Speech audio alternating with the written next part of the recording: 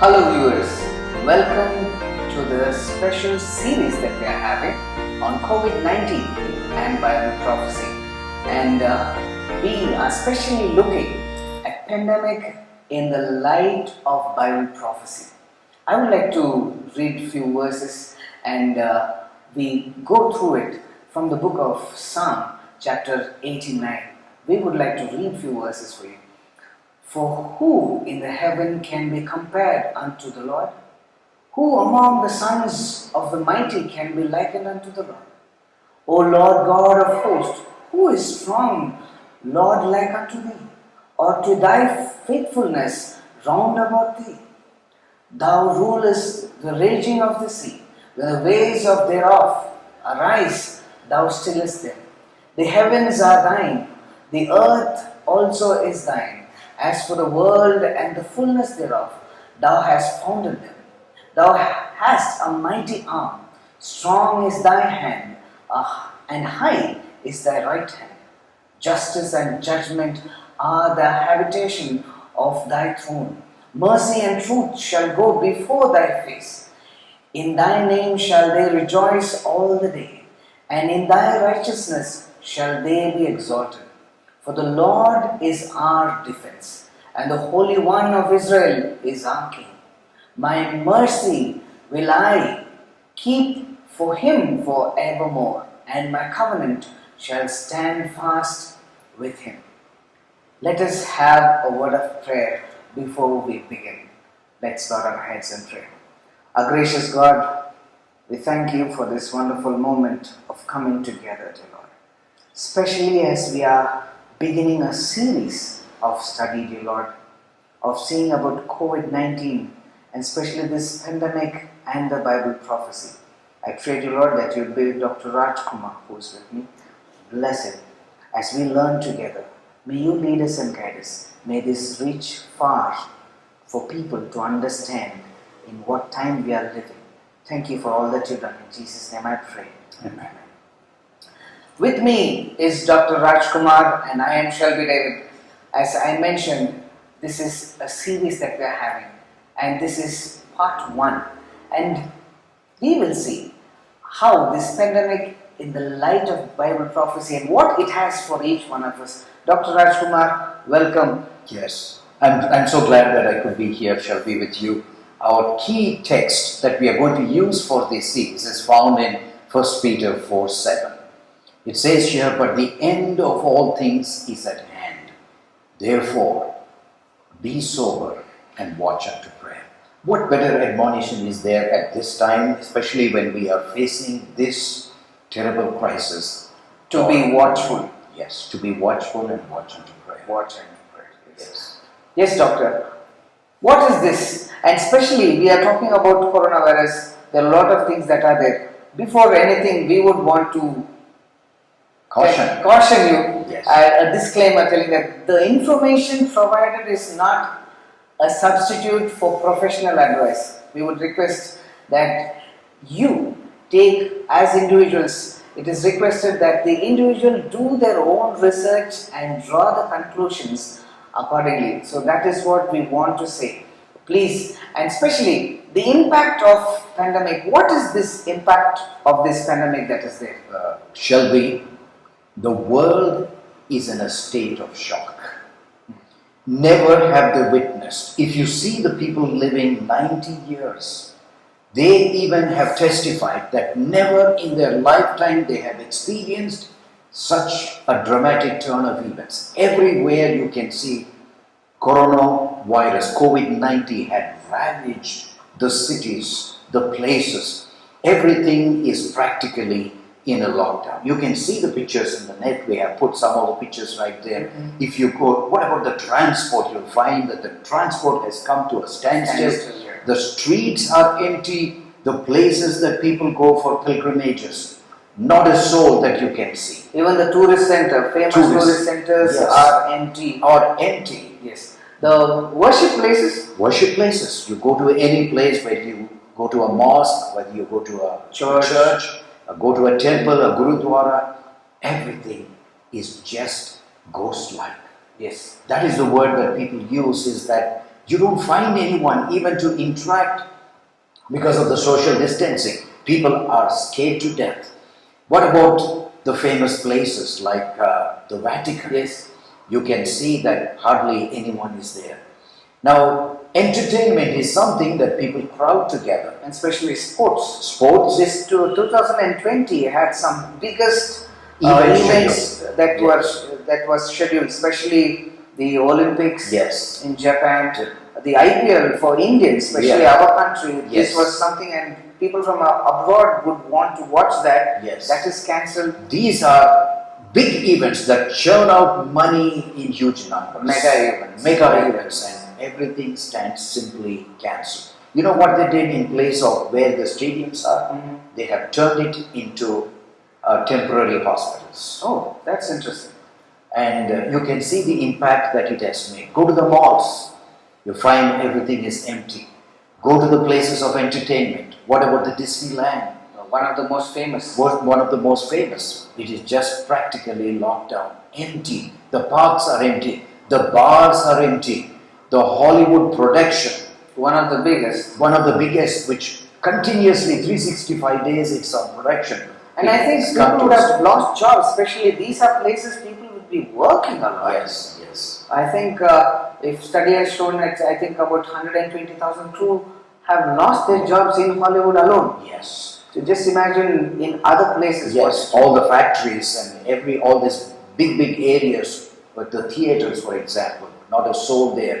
And you can go to the airlines, they're all grounded. Yes. And in fact, you'll find that even in the parliament session, everyone is wearing these masks in order to have the meeting together. What about the most visited place or considered to be a very holy place? Which Yes. is that one? Vatican. Vatican. How is Vatican? Vatican, you can see that Pope Francis literally have to go to these places, especially during the time of Easter and all that. Yes. And he had to give the address telecast. Not a soul there. And this is what has happened according to Bangkok Post.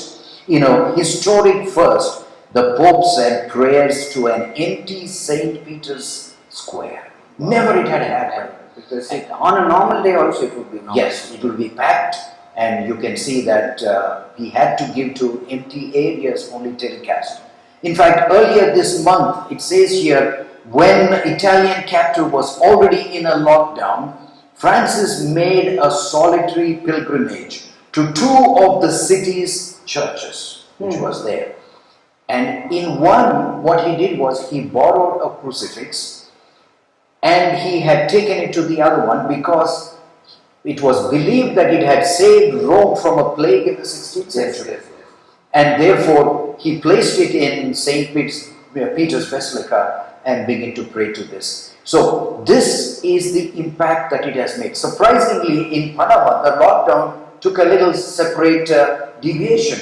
You know, what they did was on Mondays, Wednesdays, and Fridays, only men were allowed to go for shopping. Okay, so they have divided the men and the women. Yes, so that I do not know if women are inclined to shop more, and that's the reason why they have made this difference. But whatever it is, they didn't want this social crowding together, and probably this might help in social distancing. So they had made 3 days for men, 3 days for women. Yeah, And on Sunday they all should rest. Wow. Now I want you to notice this statement from Inspiration. This is taken from the book Education, page 178.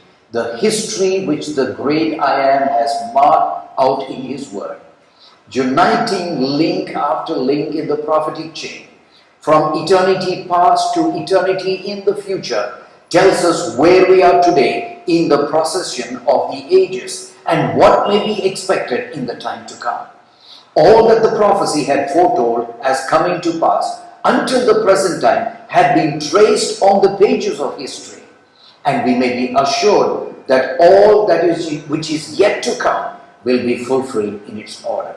You know, what it is saying very clearly is that all that we need to know about the prophecy in the past, in the present, in the future had been traced, simply because God says in Amos the 3rd chapter verse 7, He says that God will do nothing except He reveals His secret to his prophets. So in case if something has happened, we should not be caught off guard. We should go back to the scripture to find out what relevance it has for us today. Now, as we said, this is a special series that we are seeing, and especially, I think you are all waiting to see what is this coronavirus? Where does this come? What is the name, or how is the name derived? And what do you have to tell about coronavirus? I think by now everyone is saturated with information overload with regarding to the understanding of corona. But some point in time we'll forget it. We need to know what it is. The very word corona means a crown. It comes from a Latin word which is crown. You want to know the simple difference between bacteria and virus. In fact, they say that the virus is somewhere between living and non-living entities, where some people even theorize that the virus could be the end products or the waste products from a cell. And that's the reason where it is caught up between being living and non-living, simply because without a host, virus will not survive.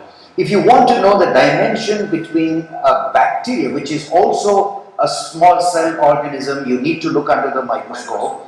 The difference between a virus and a bacteria would be the difference between a goldfish and a giraffe. Well, that vast a difference, even in the very size of it itself. Now, the virus simply have a simple protein code with a genetic material, either it could be a DNA or an RNA, and what they do is they get themselves attached to a cell and try to replicate themselves. They literally take over the whole system in its production of its essentials, and therefore from there it begins to multiply. The cell itself bursts out, releasing all these virus, and that's how the person gets into viremia and he becomes sick. Okay, now this coronavirus, are there different types of it, or is it only just one type? Coronavirus have been there around for a very long time. People have discovered somewhere in 1960s onwards. They say that there are 7 types of human coronavirus. Oh, there are human coronavirus. Yeah, there are 7 of them. But out of that we know, again it is subdivided into different classifications. They have the alpha, beta, gamma and the delta. And the beta is again subdivided into 4 different divisions. We don't want to go into the complexities of this virus division, but we need to know this, that in the recent past they have been able to identify similar virus which is called as SARS virus, MERS virus, and now we have COVID-19. SARS virus is nothing but severe acute respiratory syndrome. The MERS virus is nothing but Middle East respiratory syndrome, and now initially they named it as the SARS-CoV-2, but now we call it as COVID-19 because it came. Yes, and so these are the different types of viruses that are present, which are there today. We have fairly some knowledge about the previous viruses. Now we are gaining knowledge about the coronavirus, COVID-19. Now you might be wanting to know, how did they originate, from where they come from? This SARS virus or this COVID virus, actually the host that is there is the bat. Okay. They have done extensive research to this, and they found out that this bat is a reservoir of rapidly multiplying or reproducing these viruses. But how is it, you can ask the question, how is it that bats are not dying? Yes, if they have, how is it? Yeah. Now the reason is because bats have developed something called as a fast response immune system. That means the moment that the virus gets in, immediately immunity is kicked in, and therefore they don't suffer from it. But the problem comes only when there is slow reproducing or slow response immune system, and that's where we are.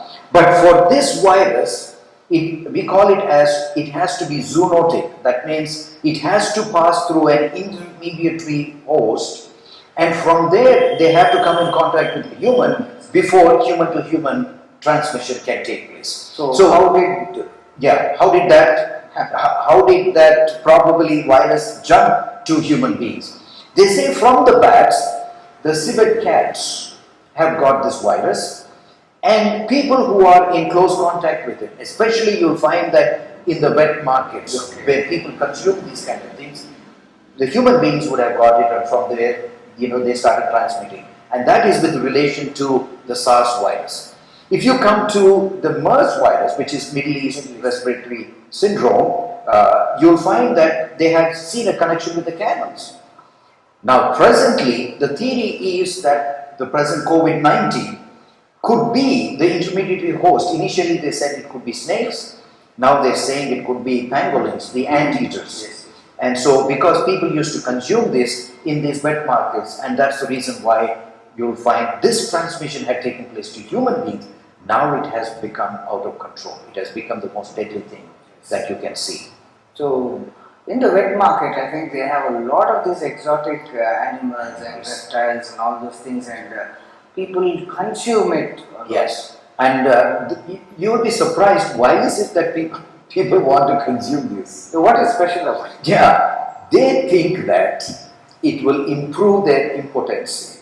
Wow, that's interesting. That's the reason why they want to consume these kind of things, and it will give them an extra sexual power or something like that. And that's the reason why they cherish to eat this kind of exotic food. Sometimes even for us it is very shocking, but that is where we are today. It has already been exported to us, and we are suffering the disastrous consequence of this. Now you need to know how it actually gets into the cell. Now this is a spike of this protein ball, which contains genetic material. And this genetic material has sharp spikes. You must have seen the picture of that. This is the protein code that it is present. Inside you have the RNA, the single-stranded RNA which is there, and it is all surrounded by lipids, chemical, fatty substances called as lipids. And what it does is, through the spike, when the virus rests upon a cell, it should have a receptor in order to lock onto it. And this receptor is known as the angiotensin converting enzyme 2. And so when it comes here, the protein, the code, that spike that is there gets locked into it, and from there slowly it will inject itself into the cell, and begins to replicate it, take over the whole system like a factory, and starts reproducing itself, and from there the cell bursts itself and then releases the virus into the bloodstream or into the cells, and that is how it replicates itself. Now I want to know how contagious or how deadly is it? How do we find out? Yeah, we have put some graph here so that we can quickly understand how dangerous it is. We have the measles virus, the smallpox, we have the SARS, the COVID. If you see that among, what is it that makes this more deadlier than the others? I have made a comparison between how contagious it is and also how deadly it is. We need to look into that. If you look at how contagious it is, measles is the most contagious. It can spread from one person to the other person, and then next comes smallpox, and then SARS, and then we come to COVID, which is very close to SARS. Then only you have the Ebola, which is actually less contagious than COVID-19. But how deadly it is, you can see here in the comparison, Ebola is the most deadliest. You have 50% of mortality rate. Then next comes the MERS, then smallpox and SARS, and COVID comes after that. We have only 3.4% of death rate, which means that you need to understand this SARS virus have this combination of being deadly at the same time contagious. Now, whereas some of these earlier, if we had looked at Ebola, it is only very deadly, but then contagious, it is not that as contagious as it is. But here you can find that this COVID-19 is contagious, at the same time it is also deadly, less deadly than the others, but you'll find 80% of them carry it, they are asymptomatic, and people don't even know that they have the virus. Only among them, 20% have symptoms, and only 3.4 of them might are fatalities or can land up in deaths. So how does this spread? What is the distance, or how is it spreading? Anything that we can know? Now, the measures that people have taken, it depends upon this understanding. Now, whenever we even speak or even sneeze or cough, you'll find that the whole droplets can go even up to 6 meters or 6 feet, they say that. Now 4 meters, it can easily travel. They have also done experiments where, easily when we speak, it goes up to even 2 meters. These droplets, which are wet, contains this virus. And as they begin to travel, and especially in temperate climate where it is hot, it evaporates, the water vapor evaporates, and it begins to float in the air for some time. Once it rests on the surface, it has a longevity depending upon where it has rested. Suppose if it is going to be metals, So different surfaces has a number of... yes, how long it can survive, and also the temperature which is there. Sometimes even in the fabric, they say it can last even about 3 to 4 days. And on the metal surface, it can last even up to 9 days. So depending upon what type of surface it can be. So it is both through close contact, that means a person who has been infected can spread it by close contact. It can be airborne, as I told you, it can be floating in the air. So there are different modes of transmission. The other one is fomite. Suppose if I touch a particular book, it is remaining there on that, and you go and pick that book, you can get it transmitted. So either from close contact, either from airborne, or even fomites, it can easily be transmitted. So that's the reason why they have told us these precautions that have been given by the Ministry of Health of our government. They have told us to take precautions. One of the things they have asked us to do is put the mask. Once again, to see that that spread is limited. What's the next thing that they have asked us? Hand wash. Hand washing. We need to follow hand washing technique, because that's how this contact to contact transmission or fomite transmission can be cut off. And then also they told us to keep distance. And so, social distancing is necessary in order to see that we don't spread this disease. Now about this COVID-19, and especially how are we doing this tracking of coronavirus in humans? Means how do we find who is infected, who is not infected? How do we get to know the that? symptoms. You know that from the day one a person is infected, the onset of symptoms begin to come in, after day 3 or day 4, and it will last there. Usually it is through the respiratory tract, the upper respiratory tract, that the virus goes in.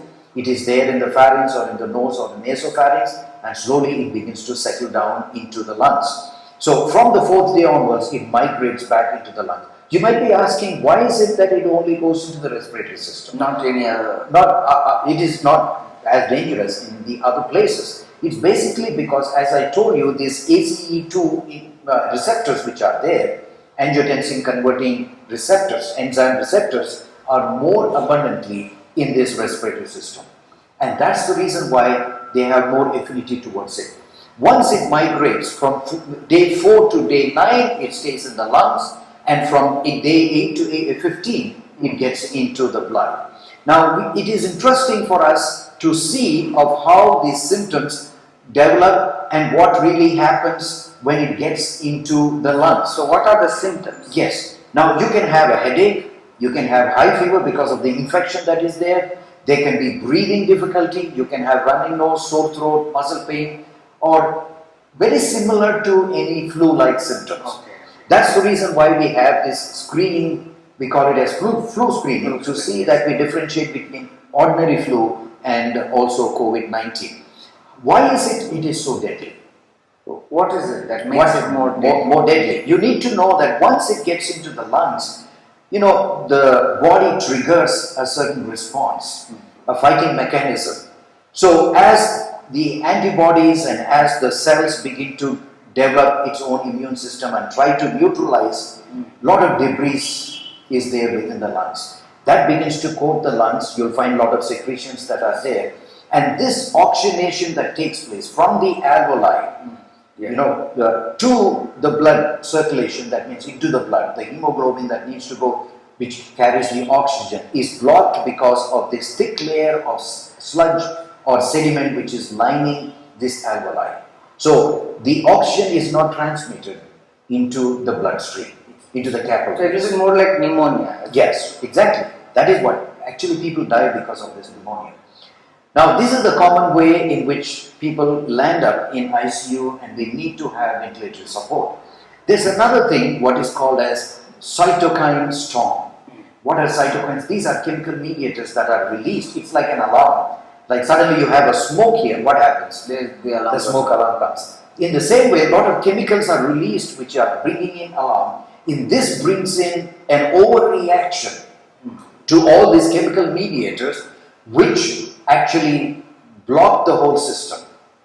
And because of these toxic chemicals that are produced, they go into what is called as cytokine storm, leading to multi-organ failures. So that means one by one the organs begin to fail, and that is when people die suddenly.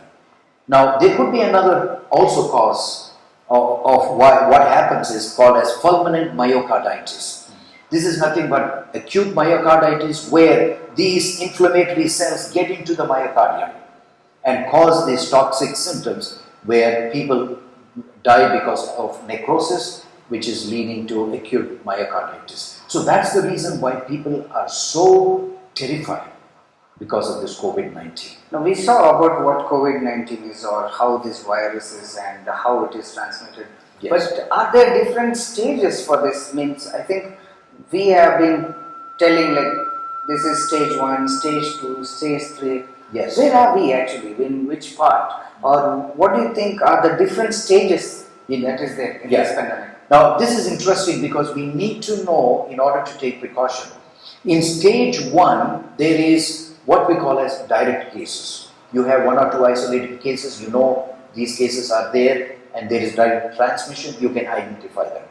From stage 1, it goes to the next stage where cluster transmission takes place. Already there are 2-3 people and they're already infected, and so it begins to spread by clusters. That's why initially when they said it was there in China, they told us you need to see that you close the border, take care of it, which is still at the distance. Then it becomes cluster, again you can take some precaution, that is in stage 2.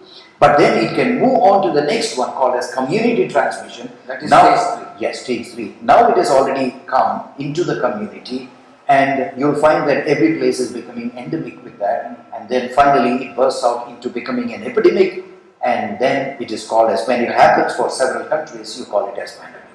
So we are now in the pandemic stage, in the 4th stage, where the cases are rising. Sad to say, people are dying. It is a very, very, I should say, traumatic experience for the whole world, and to witness what is going on in this. So what is this about immunity? How is it?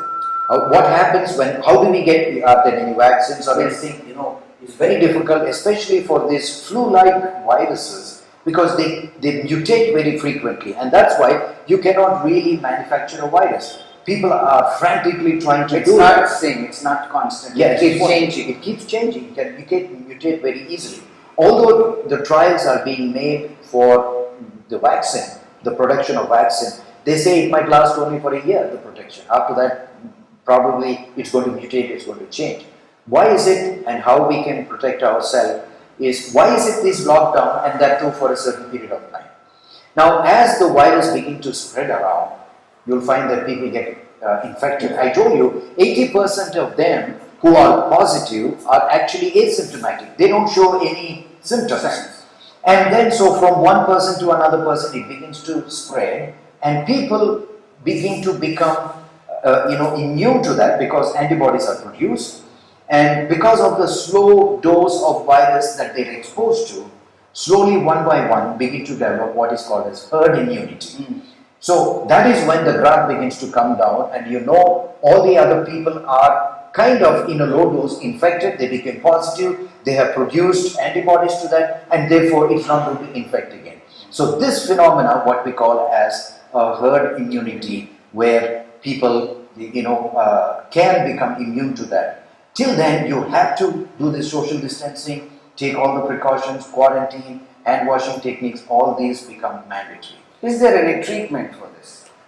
What they have done is, because you start spreading the disease from one person to another person, people are also coming with ingenuity of trying to make these robots to take care of the people in the hospitals. So that the nurses or the people who are there Yes. working in the front, they will not be... Yes, they will not be exposed to this virus. And you can disinfect these machines, and at the same time keep yourself. You asked a very important question is, is there a treatment for this? And that is where you will find the whole medical science come to mute silence. If all that they say is quarantine, wash your hands, keep yourself free, stay at home, and in case if you have any symptoms, go to the doctor, get the treatment. But at present, there is no treatment. Telling that you have to stick to your basics. Yes. Washing hands, keep Yes. yourself away. There's nothing that can be done. Yes. As of now. Now you'll find that in WhatsApp and the media, it is flooding with so many alternate treatments of that. You know, I just saw a patient who actually said that her husband has been consuming liters of coffee almost every day because he had heard that if you drink coffee, you can prevent yourself from coronavirus. Some people are doing that. You know, another person, they said, I need to gargle. Gargling is good. But then they said, it looks like I'm overloading myself with excess salt.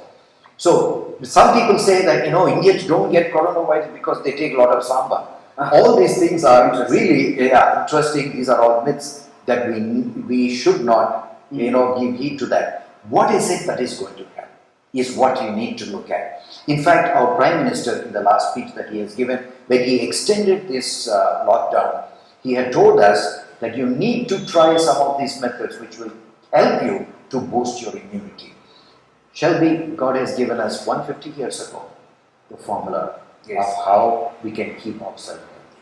So what is that formula? I think many of us would have seen it also, but we would like to once again brush through this formula that God has given. Yes, this is a divine instruction that God has given. It has been there in the world for many years. It's not that it's a new thing, new invention.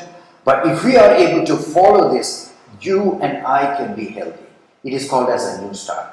These natural laws that God has given. N stands for nutrition, E stands for exercise, W stands for water, S stands for sunlight, T stands for temperance, A stands for air, R stands for rest, and last T stands for trust in divine health.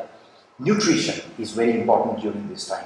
We need to consume, in fact, what they're doing. The surprising thing that people are doing today is because of the lockdown, they're sitting at home with their gadgets in their hand, their television open, and they're gulping tons and tons of high fatty food.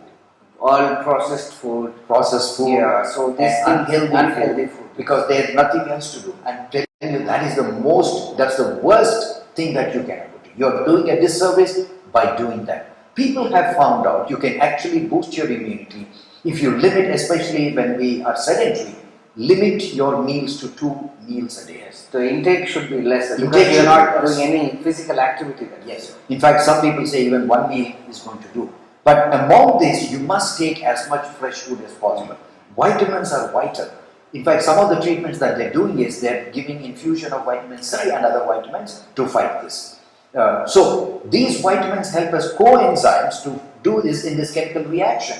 These are catalysts that help in this fight against this disease. So it is better to take fresh fruits, fresh vegetables, raw, salads. These are something, salads are really good.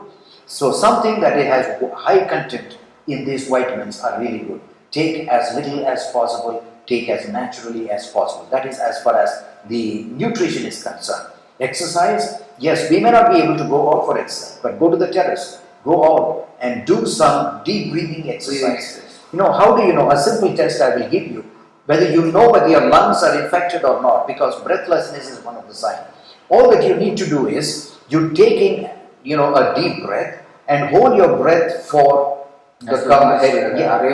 Yeah, that's how you have to. But to test every day, hold till the count of 10. If you can do that, every day you can check yourself. You know that your lungs are not saturated with with these fluids and you're not developing pneumonia. Maybe I should try it on you. Yeah. Just take a deep breath and we'll wait till count of 10. When I say 1, 2, 3, you can take deep breath. Okay, 1, 2, 3. Okay, I'm going to count. 1, 2, 3, 4, 5, 6, 7, 8, 9, 10. Thumbs up. Yeah. You're COVID free. So you don't have to worry about that. If you can do this and test yourself, but how to do this breathing exercise? As you said, take in as much air as you can. Hold as long as you can and breathe out as much as you can.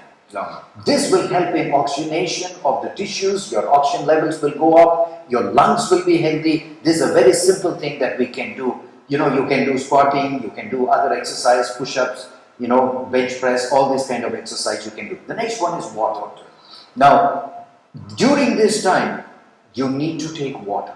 Sometimes we really do not know. Maybe we are sitting and talking so much and chatting over the phone, you're losing a lot of fluids because we are not actually on activity, we are not drinking enough water. Water helps to see that the system is not clogged and your system is functioning to the optimum. But the weather also now, yes, it is little hot, it is humid, so there's a lot of water that has gone because of our sweat. Yes. I think we need to take take that. Sunlight, vitamin D. In fact, one of the treatment modalities is they're giving in vitamin D. They have found out that those people who have been given vitamin D are 60 to 80%, they suffer less. So if you can expose yourself to about 15 to 20 minutes early in the morning or in the evening sunlight, it will help you to get this vitamin D. And that's what even our Prime Minister had told us to do that. What about temperature? Just now I told you, can I sit and gobble ice cream sitting in front of the television sets? Not at all. This is not the time, especially cold foods. You must be temperate in trying to see that you keep your food and other items. Some people, you know, are trying to just drink because they need to, you know, they are getting so bored with this lockdown, just drink and sleep. That is the worst thing that you can do. We must be temperate even during this time. Fresh air, we have also talked about the nice breathing exercises. Rest is also important, about 7 to 8 hours. Don't oversleep, but have adequate rest. Finally, what will save you is trust in God. No matter what we do, ultimately it is trusting in God. Trusting in God. Now, yes, I was just wanting to ask about this things that people are doing during this COVID-19 crisis. yes. And what is there some hope, or what are the things that People are trying to do. Now, during this time, what keeps you going is hope. You need to have hope. Hope in a living God, hope in God who has plans for you, that He will be able to sustain you. You know what they have done is against Northern Ireland, they begin to ring the bells. You know why? They begin to ring the bells because there are a lot of frontline workers who are actually on a suicide mission. They are fighting this disease, deadly disease they have to handle. So they want to give them some encouragement and hope. And that's the reason why you'll find that they begin to ring the bell to make them understand. Some of them begin to clap and then let them know that we are appreciating what they're doing. Now, would you like to know what happened in the medieval times and the Dark Ages? What did they do anything different, or did they do something special?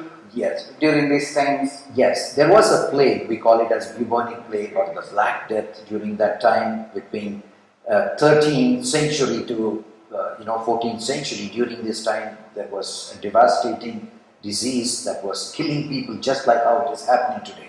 So what did they do during that time? Yes, how did they take care of themselves?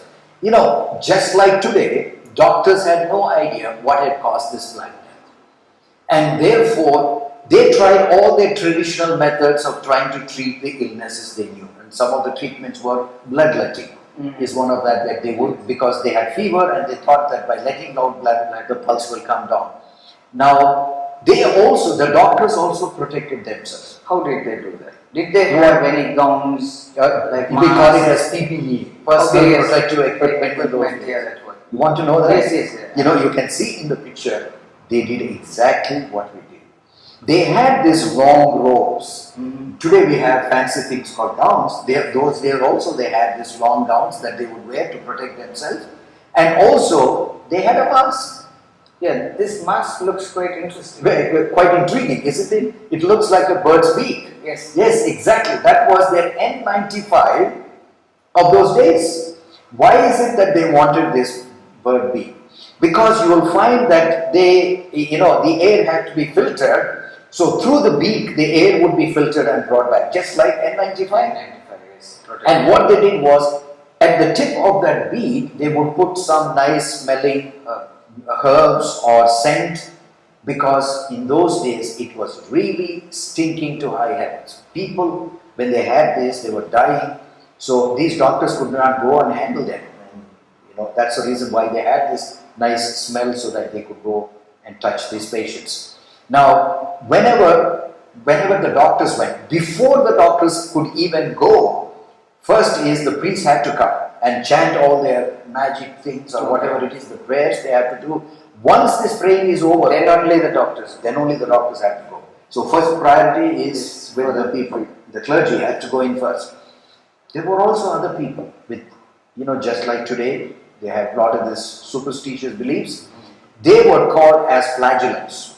These are volunteers who take the whip and begin to whip themselves and go across the streets, thinking that this kind of whipping might cause God to have sympathy on them and bring down the blessing of God and the protection that people might need. So I think with all these things that were there, which was not so advanced, I think there was a lot of death also. Yes, plenty of deaths. They did not know what to do, just like how they would dump everyone in one place and then cover them up. They did that. They tried to even put leeches in order to do. Those were the traditional ways in which they would try to treat those diseases. But I think with all this that's happening, I think people would have tried to put blame on somebody. Because we have been seeing here, did that happen? In those days, of course, they did happen.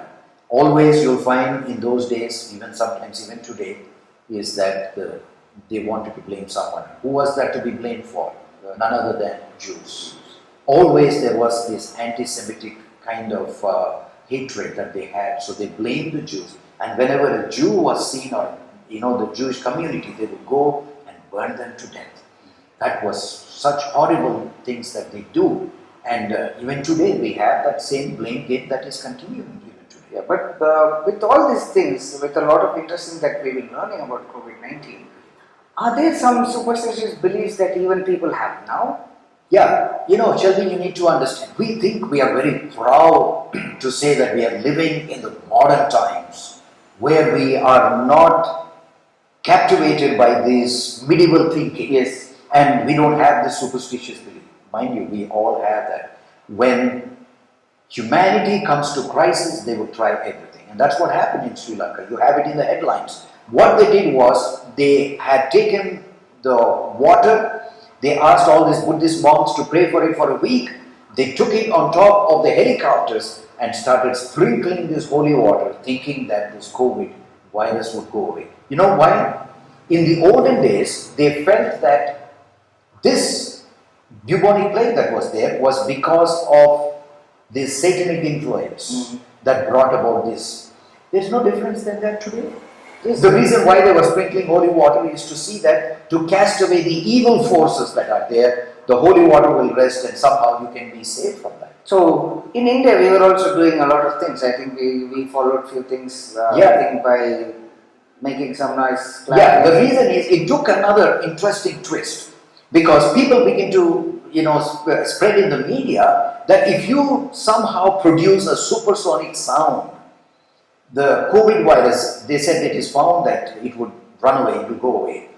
And so what they did was they made all the people to come and they said, start chanting, take your bells, plates, some of them plates and spoons. Yes, and right after that in the evening, somebody sent a message, and this is how it is. They said, NASA satellite videos, live telecast, have shown that the coronavirus is retreating in India, thanks to the people's effort at 5 p.m. on 22nd March. Now, the cosmic level of the sound wave generated had been detected by NASA's SD-13 wave detector, and recently made biosatellite had shown COVID-19 strain diminishing and weakening. Now you tell me today, is that true? No. You don't have to go to science to prove that. People are dying in thousands.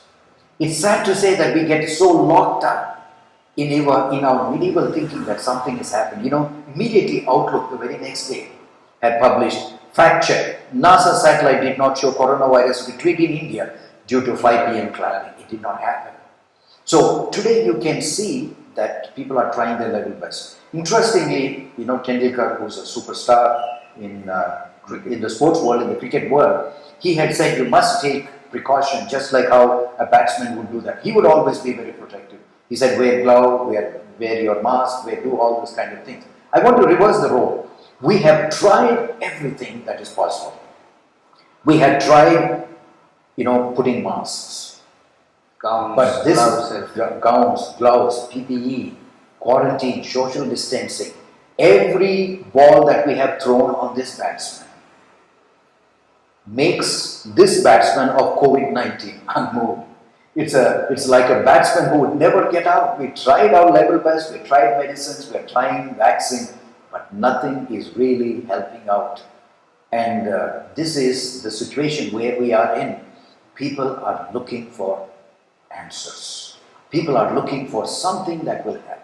So what about this, we spoke about banging the plates, Yes, and then clapping sound, and sound and all these things. After that came the other thing of lighting Candles. candles And or lights for deepas. 9 minutes. Yeah. What was it about? Yes. Now, interestingly, you'll find that when human nature comes to the edge of its, innovation, they look up to God or superstitions. And this is another thing that had happened. There was a call so that we should be able to light this candle for 9 minutes. Why not 10 minutes? Yeah, Why not it could be 90 19 minutes or whatever it is. And it was in April that they need to switch off the lights and to see that they are able to put on this. The next day in the print, it has come, it says, poke fun at Thali, Diya, but Modi won't care less. This is what they say. He says, Modi knows who he needs to speak to, who he should toss, who he can address in kind. People accuse him of infantilizing his voters, but it's a winning strategy. Do you believe that? And it is no surprise that he has chosen to do all this messaging of his government by himself. He makes a lot of statements, some platitudes, some shrewd nudges, and the rest is dutifully taken over. Now, you need to go behind the scene to understand why these diyas have to be lighted for 9 minutes. I want you to know this, because you'll find that on April 5, it is a special auspicious day. It is called as Pardoshu. In other words, it's a Hindu vrat, which is dedicated to Shiva and Parvati. And the time is between 6:40 to 8:59. That means after 9 o'clock, what you need to do is you need to start, lighting the candles, and you're supposed to. Number 9 is very significant in Hindu mythology and in Hinduism. 9 days, Navaratris are dedicated to 9 forms of Mother Durga. You'll find she wages a war for 9 days. And yoga, there are 9 doors to the body.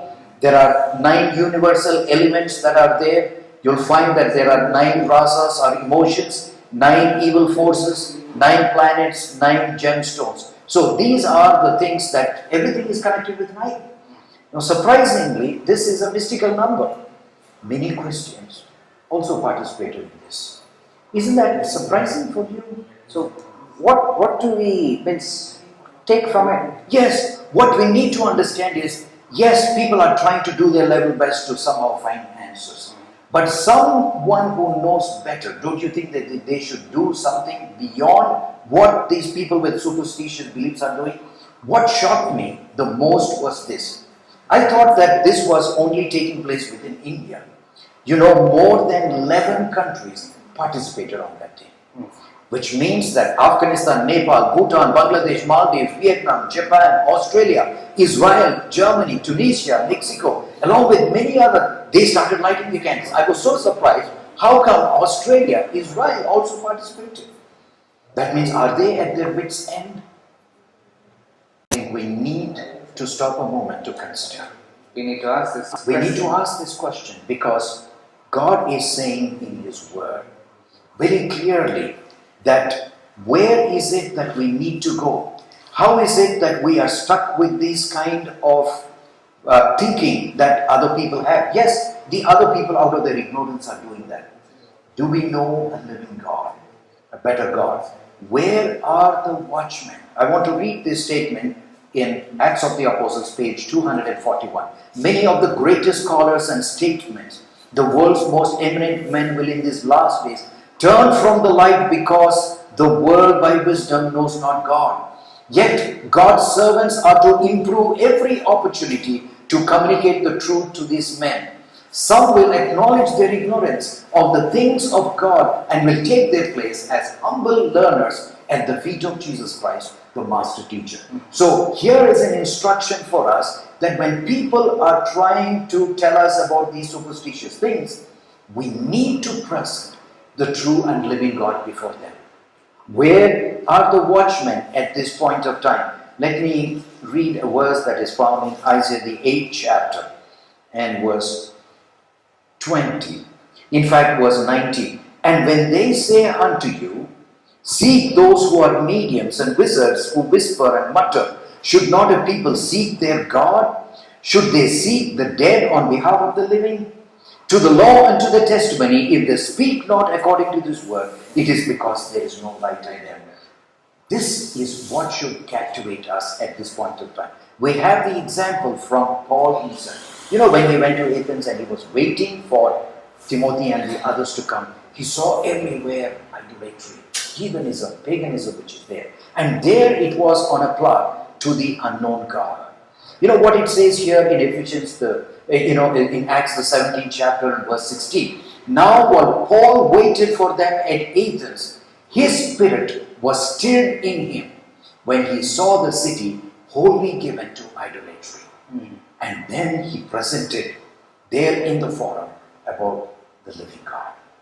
I want you to see what Paul admonished in Ephesians the 5th chapter and verse 11. This is the calling for everyone who knows the true and living God. 5:11. Yes. And have no fellowship with the unfruitful works of darkness, but rather reprove them. Yes. Don't have fellowship. Don't try to bring out your concordant understanding of those things. People are dying in ignorance. The worst case scenario is not people's death, but people dying without knowing the true and living God. That is why time has come that you and I need to stand up. The present is a time of overwhelming interest to all living. Rulers, statesmen, men who occupy positions of trust and authority, thinking men and women of all classes, have their attention fixed upon the events taking place around us. They are watching the strained, restless relation that exists among the nations. They observe the intensity that is taking possession of every earthly element, and they recognize that something great and decisive is about to take place. The world is on the verge of a stupendous crisis. This is the time to stand and be counted. You know what is the last test that will draw us to stand in defense of truth and righteousness? When majority forsake us, to fight the battles of the Lord when the champions are few. This will be our test. At this time, we need to draw warmth from the coldness of others, courage from their cowardice, and loyalty from their treason. The world is waiting with bated breath for the answer for COVID-19. Can we stand up and be counted? God is waiting on us to show the light to the true and living God. Yes.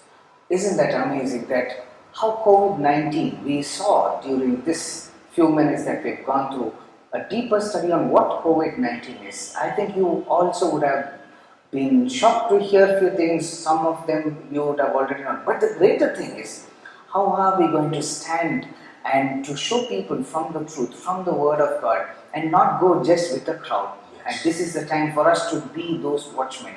May God bless each one of us as we go through this time prayerfully, standing for what is right. Thank you, Dr. Rajkumar, for the time that you have taken, and especially as we have this wonderful study.